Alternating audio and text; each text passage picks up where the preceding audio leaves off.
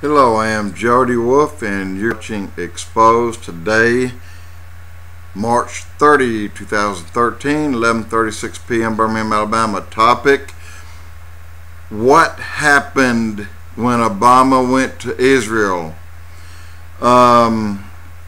There's a lot of unanswered questions as to what was said and what was not said, and then what was indicated and then kind of retracted once. Let me just say this: Obama stood point blank, nose to nose with Netanyahu and said, "You have the right to defend your country." Well, why shouldn't he say that? I mean, that's ignorant for anybody to tell us we don't have the right to defend our country. Well, so big deal. That wasn't anything. That was a complete washout.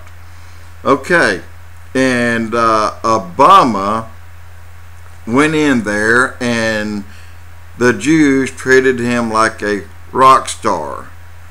And it was Obama, a love affair to the Jews. This is the way they treat people they like, or the people that's supposed to stand by them. But the whole time, and I hate to say this, but if Obama's sitting there with his arm around Netanyahu, he has a knife in it. So most everything that he said, he took away. And I will give you an example. He didn't make any references that Israel needed to stop building, but yet he indicated later that Israel should stop building. And he also didn't bluntly say you need to give up land for peace, but he did say, give and take a little bit for peace is a good thing. So Obama, well, he talked out of both sides of his mouth. That's exactly what happened. Bolton, this was his take on what had happened on that trip. And he says he thinks the president had two objectives. One was political, trying to smooth over the differences in the relationship with Israel in general and with Benjamin Netanyahu in particular, because Obama, as you know, made him mad a number of times. And although he gives Netanyahu the right, hey, defend yourself, but he went short of saying, we will not let you first strike Iran. Not while he was there. He didn't say that.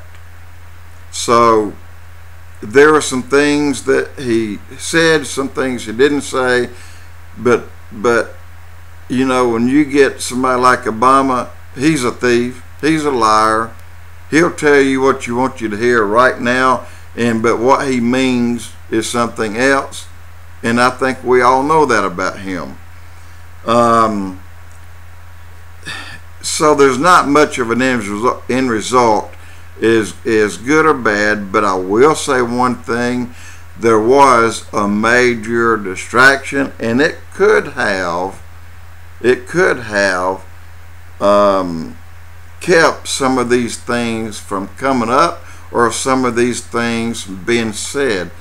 And it happened at a good time. And what I mean by that, Syria indeed shot into the guerrillas. These are the people, I want to explain that to you as well, but they shot in and they killed numbers of them with their deadly gas. I think it was serum gas, I'm not sure. But let me explain guerrilla.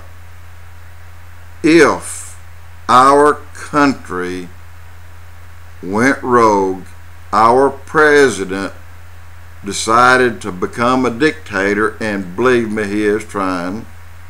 If he did that, and there was a number of people that opposed it and fought against it to uphold our Constitution as it was written.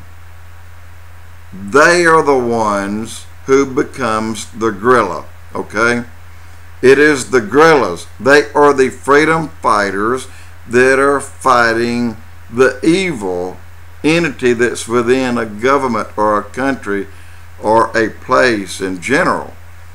And you always hear about Guatemala, San Salvador, El Salvador, Colombia, all the way down through South America, about the guerrillas. Keep in mind, the guerrillas are trying to keep their country intact as it was when that country adapted a security system like a Bill of Rights or a Constitution for the people who lives there.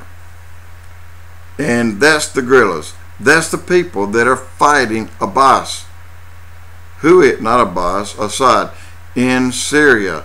So Assad, which is the illegal man, shot into crowds of the guerrillas the gas that killed them. That right there was a big statement while Obama was on the ground in Israel. And the statement was that Israel just took out a whole line of these convoys that was delivering the gas to the Syrian border with Israel. So that kind of shook up things. It distracted people, and things that were probably going to be said between the Israelis and the Americans probably didn't get said. So as far as his intentions, I don't think he went as far as making it clear, or rather he just didn't finish saying what he was saying. But the bad news is he did indicate that Jerusalem might even be split off with the Palestinians. And I think it's Qatar. It is a country in Saudi Arabia that is full of oil, has poured in millions and millions and millions of dollars to the Palestinians to form their new state.